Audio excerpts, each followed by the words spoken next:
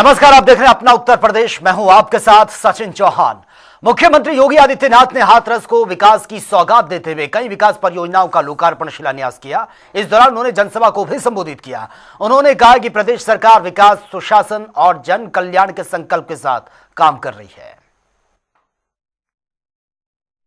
Samajwadi party में विकास का मतलब केवल एक गांव सिपही में विकास माना जाता था और डबल इंजन के भारतीय जनता पार्टी की सरकार में विकास का मतलब उत्तर प्रदेश की 25 करोड़ जनता का विकास।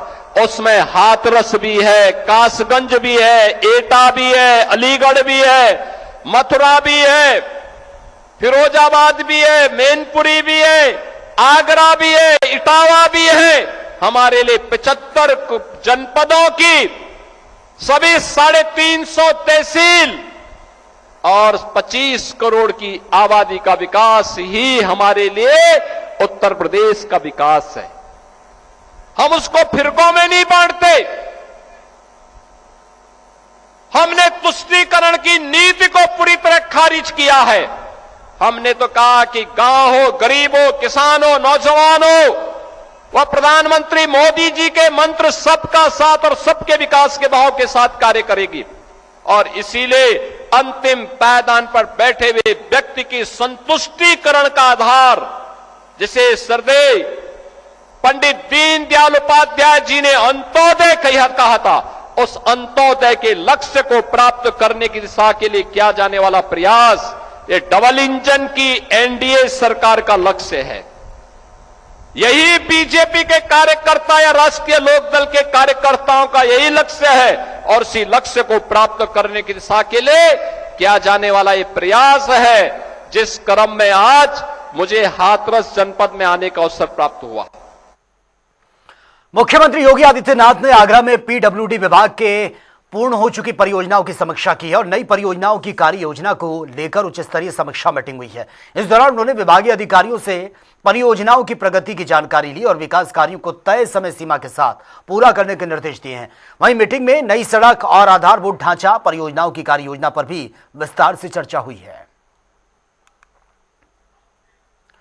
और सहारनपुर के होटल अमर वाटिका में UP Sikh Gurdwara management committee की यह चौथी मीटिंग हुई है और मीटिंग में प्रदेश के कई जिलों के आए सिख प्रतिनिधियों ने समाज से जुड़े विभिन्न मुद्दों पर चर्चा की है। मीटिंग के बाद कमेटी के मुख्य सेवादार हरविंदर सिंह ने बताया कि हिंदू सिख भाईचारा मजबूत करने, सिख समाज के योग्य लोगों को सत्तारूढ़ दल में उचित सम्मान दिलाने और साथ ही उत्तराखंड में हुई घटना के जिम्मेदार हरीश नेगी के खिलाफ मुकदमा दर्ज करने की मांग की गई है।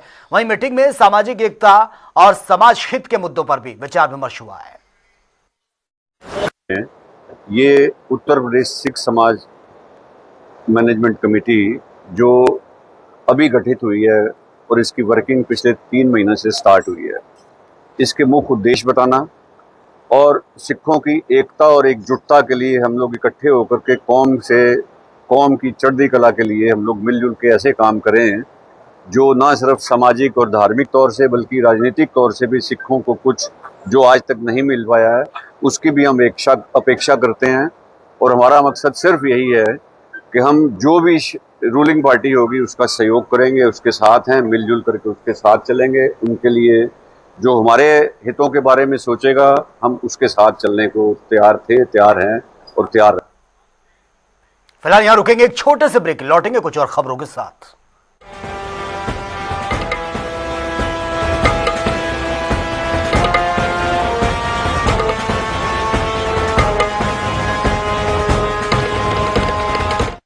पतंजलि कच्ची घानी शुद्ध सरसों के तेल में शुद्धता की झांस है ऐसी जो लाती है आंखों में पानी, और जब परोसो तो आए सबके मुंह में पानी। स्वाद और शुद्धता का मेल, पतंजलि कच्ची घानी सरसों का तेल।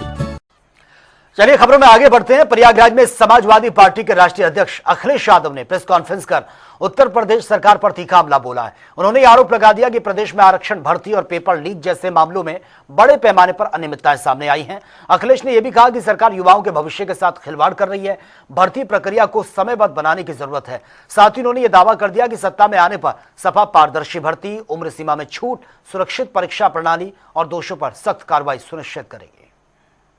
इधर हम लोगों ने और समाजवादी पार्टी ने कोशिश की है कि पिछले 10 साल लगभग होने जा रहे हैं यूपी की सरकार के, और सरकार बड़े बड़े दावा करती है, लेकिन जब हम लोग सच्चाई देखते हैं, सच्चाई में जाते हैं, तो बाबा साहेब भीमराव अम्बेडकर जी के दिए हुए संविधान के तहत जो हक और सम्मान मिलना चाहिए, उसमें बड़े पैमाने पर सरकार ऑर्गेनाइज्ड वे में घोटाला कर रही है। इसीलिए कुछ दिन पहले लखनऊ में, राजधानी में पीडीए आरक्षण घोटाला, पीडीए ऑडिट अंक 1 जारी किया था, जिसमें कोशिश की थी बताने की कि किस तरीके से 22 परीक्षाएं जो हुई हैं, जहां पर परीक्षाओं में जो हमें अधिकार मिले हैं, उन अधिकारों को किस तरीके से सरकार ने मनमानी की है, जिसमें सबसे पहला पेज 69,000 शिक्षक भर्ती 2019 का हम लोगों ने रखा था, और 69,000 शिक्षक भर्ती 2019 में जो संविधान हमें कहता है और संविधान के तहत हमें जो अधिकार मिलते हैं, वो ओबीसी को 27%, शेड्यूल कास्ट को 21%, शेड्यूल ट्राइब को 2%।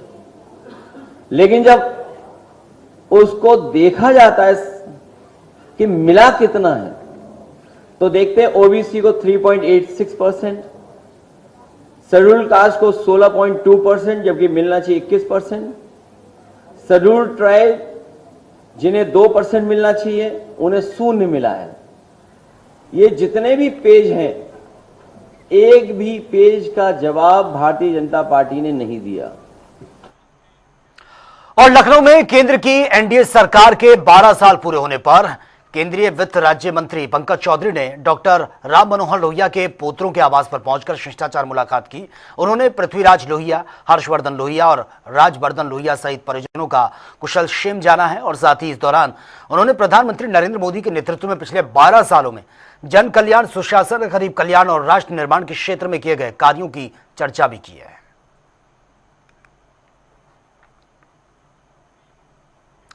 और लखनऊ में एएसएपी की संगठनात्मक ये मीटिंग प्रदेश कार्यालय में हुई है, और मीटिंग की अध्यक्षता छात्र विंग के यूपी प्रभारी वंशराज दुबे ने की है। इस दौरान नई कार्यकारिणी गठन, प्रदेशव्यापी छात्र आंदोलन का ऐलान भी किया गया। उन्होंने कहा कि पेपर लीक, छात्रवृत्ति में देरी और मनमानी फीस वृद्धि और बेरोजगारी से छात्र जो और युवा हैं वो परेशान हैं।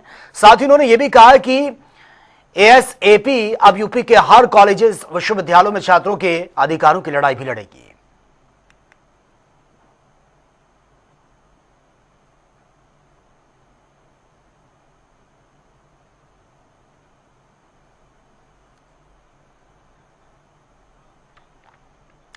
चलिए आगे बढ़ते हैं। बदायूं में ज्योतिष पीठ के शंकराचार्य स्वामी अभिमुक्तेश्वरानंद सरस्वती की गौ रक्षा यात्रा को लेकर विवाद इस पर खड़ा हो गया है। कथा व्यास पंडित और आचार्य मुमुक्षु कृष्ण ने यात्रा के स्वागतकर्ताओं पर गंभीर आरोप ये लगा दिए हैं। जो लोग स्वागत कर रहे थे, उन्होंने कहा कि कुछ लोगों पर गौ हत्या और गौ मांस भक्षण के आरोप लगे हैं, और फिर भी उन्हें मंच पर यह बुलाने का मौका दिया गया। वहीं इस बयान को लेकर अब धार्मिक और राजनीतिक हलचल तेज हो गई है। आयोजकों ने प्रतिक्रिया नहीं दी है, जबकि शंकराचार्य ने अभी तक कोई जवाब नहीं दिया है। मैं आज आप लोगों के संज्ञान में एक बात डालूं कि आज परम पूज्य प्रातः स्मरणीय उत्तरामनाय मठ ज्योतिष पीठाधीश्वर स्वामी श्री शंकराचार्य जी महाराज गवेष्टि यात्रा, गौरक्षा यात्रा को लेकर के बदायूं उपस्थित हुए, बदायूं पधारे, और इस यात्रा का नाम महाराज श्री ने गौरक्षा दिया है, गौरक्षा यात्रा दिया है।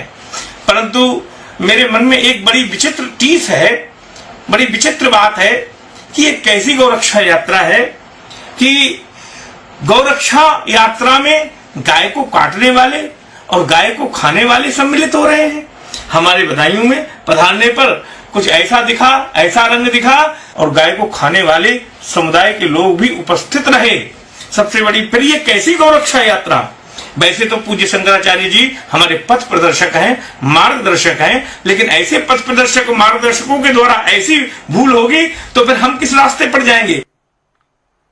और वहीं सहारनपुर के होटल अमर वाटिका में UP Sikh Gurdwara management committee की चौथी मीटिंग हुई है और मीटिंग में प्रदेश के कई जिलों से आए सिख प्रतिनिधियों ने समाज से जुड़े विभिन्न मुद्दों पर चर्चा की है। मीटिंग के बाद कमेटी के मुख्य सेवादार हरविंदर सिंह ने कहा कि हिंदू सिख भाईचारा मजबूत करने, सिख समाज के योग्य लोगों को सत्तारूढ़ दल में उचित सम्मान दिलाने और साथ ही उत्तराखंड में हुई घटना के जिम्मेदार हरीश नेगी के खिलाफ मुकदमा दर्ज करने की मांग की गई है। वहीं मीटिंग में सामाजिक एकता और साथ ही समाज हित के मुद्दों पर भी विचार विमर्श किया गया है। और सहारनपुर में ट्रेंडिंग में भारी मुनाफे का झांसा देकर लगभग 1 करोड़ 31 लाख रुपए की साइबर ठगी करने वाले गिरोह के 2 और आरोपियों को पुलिस ने धर दबोचा है और गाजियाबाद से इनको गिरफ्तार किया है। पुलिस ने आरोपियों के पास से laptop, mobile, ATM card, passbook, chequebook और साथ ही फर्जी दस्तावेज समेत साइबर अपराध में इस्तेमाल होने वाला सामान बरामद किया है। मामले में पहले एक आरोपी को गिरफ्तार किया गया था। जांच में फर्जी कंपनियों के जरिए करोड़ों रुपए के लेन देन का खुलासा हुआ। फिलहाल मामले में कार्रवाई जारी है। जो थाना साइबर क्राइम पे एक अपराध संख्या 11/26 रजिस्टर्ड था, जिसमें करीब 1 करोड़ 31 लाख का फ्रॉड हुआ था। उसमें पहले भी एक व्यक्ति को गिरफ्तार किया गया था जो कि राजस्थान का मूल निवासी था। उसी क्रम में आज इन 2 लोगों को और गिरफ्तार किया गया है। इन 2 लोगों को जो है गाजियाबाद से गिरफ्तार किया गया है। इनके पास से जो बरामदगी हुई है उसका मैं विवरण आपको पहले बता देता हूँ। इनके पास से 3 मोबाइल फोन, 3 पैम्फलेट अलग अलग कंपनी के, 3 उद्यम रजिस्ट्रेशन सर्टिफिकेट अलग अलग कंपनी के, 1 laptop, 2 scanner, 1 scanner machine, 1 POS machine, 3 plastic की मोहर, 7 अलग अलग कंपनी के सिम, 1 पासपोर्ट, 3 अलग नाम के Aadhaar card, 20 cheque, 26 ATM card, debit card, credit card अलग अलग बैंकों के जो कि अलग अलग नाम से हैं, 19 अलग अलग चेकबुक, 24 पासबुक और 4 बिल बुक अलग अलग कंपनी की बरामद हुई है। तो चलिए अब बात होगी तमाम खबरों की ताबड़तोड़ अंदाज में। कन्नौज में बीजेपी जिला अध्यक्ष का सपा पर हमला, अखिलेश यादव पर लगाए गंभीर आरोप, बोले सांसद निधि का ही हो रहा है पक्षपातपूर्ण इस्तेमाल। अलीगढ़ के कॉफी प्लांट में मजदूर की संदिग्ध मौत का मामला, परिवार में मचा कोहराम। सूचना पर पहुंचे पुलिस ने शव को कब्जे में लेकर पोस्टमार्टम के लिए भेजा। अमरोहा में आम के बाग में युवक का शव मिलने से सनसनी, पुलिस ने शव को पोस्टमार्टम के लिए भेजा। पुलिस ने शुरू की मामले की छानबीन। मिर्जापुर के इलेक्ट्रॉनिक गोदाम में भीषण आग, दमकल विभाग ने घंटों बाद आग को किया कंट्रोल। आग में काफी नुकसान होने की आशंका। कानपुर में नाबालिग का अपहरण कर बंधक बनाकर प्रताड़ना और जबरन धर्मांतरण के आरोप हैं। मुख्य आरोपी समेत 4 गिरफ्तार। मामले में पुलिस की कार्रवाई जारी। फर्रुखाबाद में पल्स पोलियो अभियान का शुभारंभ, डीएम ने बच्चों को पिलाई है 2 बूंद जिंदगी की। 2,92,000 बच्चों को कवर करने का टारगेट, अभिभावकों से सहयोग की अपील। बदायूं में 15 दिनों से लापता नाबालिग बच्ची का सुराग नहीं, पिता ने जांच अधिकारी पर लापरवाही के आरोप लगाते हुए एसएसपी से बेटी की बरामदगी की गुहार लगाई।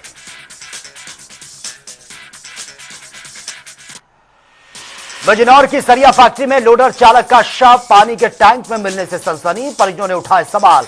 पुलिस ने शव पोस्टमार्टम के लिए भेजकर जांच शुरू की। बदायूं में विवाहिता की संदिग्ध मौत, परिजनों ने दहेज के लिए हत्या करने के आरोप लगाए। पुलिस ने शव पोस्टमार्टम के लिए भेजा। आरोपी ससुराल पक्ष फरार है। आगरा में जमीन कब्जे को लेकर 2 पक्षों में विवाद, पुलिस पहुंचने पर भी गहमा गहमी। प्रशासन ने कार्रवाई का आश्वासन देकर मामले को शांत करवाया। अंबेडकर नगर में रन फॉर राम को लेकर उत्साह देखने को मिला। आरएसएस प्रांत प्रचारक ने दौड़ को दिखाई हरी झंडी, विजेताओं को किया गया सम्मान। संत कबीर नगर में युवती का शव पेड़ से बंधा मिलने से सनसनी, रात से लापता थी युवती। पुलिस ने शव को पोस्टमार्टम के लिए भेजा, जांच जारी।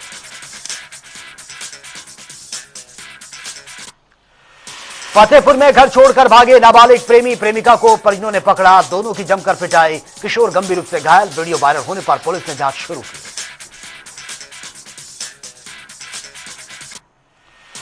फतेहपुर में तेज रफ्तार डंपर ने बाइक सवार युवक को कुचल दिया, युवक की मौके पर ही मौत की खबर। पुलिस ने शव पोस्टमार्टम के लिए भेजा, जांच जारी। अलीगढ़ के टप्पल में भतीजे पर ताऊ से मारपीट कर सिर फोड़ने का आरोप है। पीड़ित हफ्ते भर से लगा रहा है न्याय की गुहार। लखीमपुर खीरी में वन विभाग के रेस्क्यू ऑपरेशन को मिली बड़ी सफलता। बच्चे की जान लेने वाला खूंखार तेंदुआ पिंजरे में कैद, लोगों ने ली राहत की सांस। अमरोहा में पति ने पत्नी पर कुल्हाड़ी से किया जानलेवा हमला, महिला की इलाज के दौरान मौत। पोस्टमार्टम को लेकर अस्पताल में हंगामा, पुलिस ने आरोपी पति पर हत्या का केस दर्ज किया। बदायूं में 4 साल की बच्ची से दुष्कर्म के आरोपी से पुलिस की मुठभेड़, जवाबी फायरिंग में दोनों पैर में गोली लगी, गोली लगने से घायल सिपाही भी अस्पताल में भर्ती है। बुलंदशहर में नाबालिग से दुष्कर्म के आरोपी से पुलिस की मुठभेड़, पैर में गोली लगने के बाद आरोपी गिरफ्तार। तमंचा कारतूस वारदात में इस्तेमाल किया गया, चाकू बरामद। अलीगढ़ में 25,000 का इनामी गौकश पुलिस मुठभेड़ में घायल होकर गिरफ्तार। संयुक्त कार्रवाई में तमंचा कारतूस मोटरसाइकिल बरामद। इटावा में पेयजल संकट दूर करने का ऐलान, महानवादी पार्टी नेता हरीश लोधी राजपूत निजी खर्च से समरसेबल पाइपलाइन और साथ ही पुराने कुएं का करवाएंगे जीर्णोद्धार। अलीगढ़ में नगर निगम का सरकारी बोर्ड उखाड़ने वाला युवक गिरफ्तार। 60 करोड़ की कब्जा मुक्त भूमि को वक्फ बताने का भी आरोप, पुलिस ने एफआईआर दर्ज कर शुरू की कार्रवाई। मिर्जापुर में एनएच 135 पर भीषण सड़क हादसा, दुर्घटना में कार में सवार पति पत्नी की मौत, जबकि 4 लोग गंभीर रूप से घायल, 2 मासूम बच्चे सुरक्षित। बांदा में किसानों से धोखाधड़ी कर घटतौली से गेहूं खरीदने वाले 7 आरोपी अरेस्ट, 94 क्विंटल गेहूं, पिस्टल, वाहन और डीसीएम बरामद।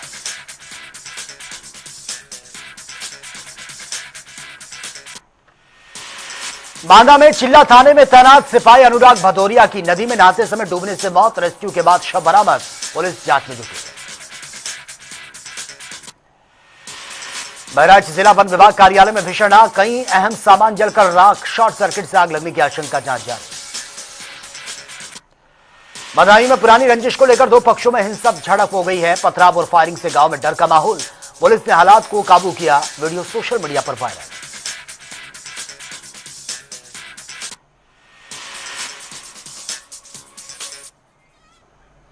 तो फिलहाल इस बुलेटिन में मेरे साथ इतना ही। तमाम खबरों के लिए आप बने रहिए जनता टीवी के साथ। नमस्कार।